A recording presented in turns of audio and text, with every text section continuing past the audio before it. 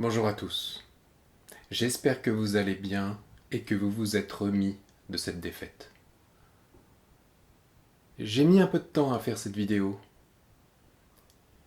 J'imagine que comme beaucoup d'entre vous, je devais faire mon deuil de ce qui s'est passé ce soir-là.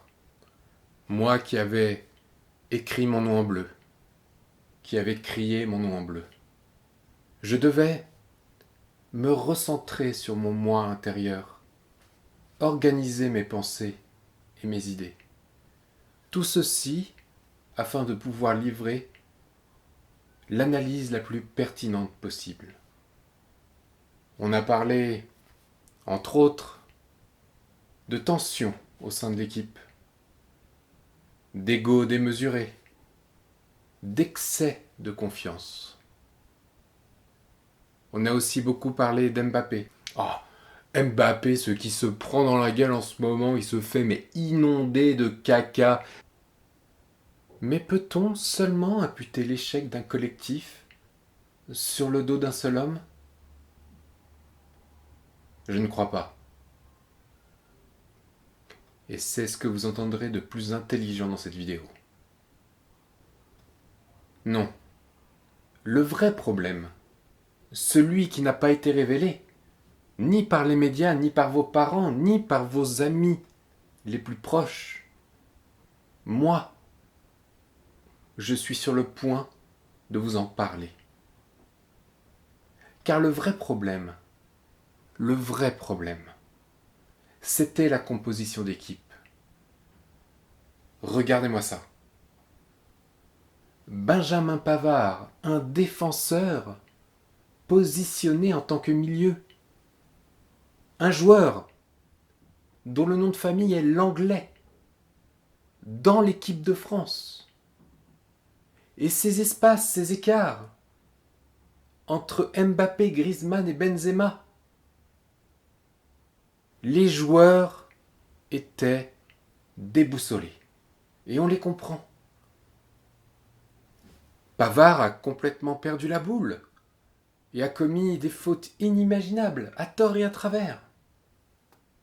L'Anglais ne savait même pas ce qu'il faisait là.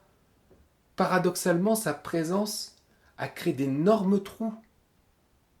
Et puis parlons de cette distance entre Mbappé, Griezmann et Benzema, qui ont empêché les trois joueurs de converser et qui a grandement affecté la convivialité du trio. L'équipe de France était perdue. Perdue sur cette immense pelouse qu'elle ne connaissait pas, mais pourtant qu'elle connaissait tout autant. Maintenant que le problème a bien été identifié, il s'agit maintenant de trouver des solutions pour que nous ne vivions plus jamais ce genre de défaite, ce genre d'échec, de déroute, de déconvenue, de fiasco.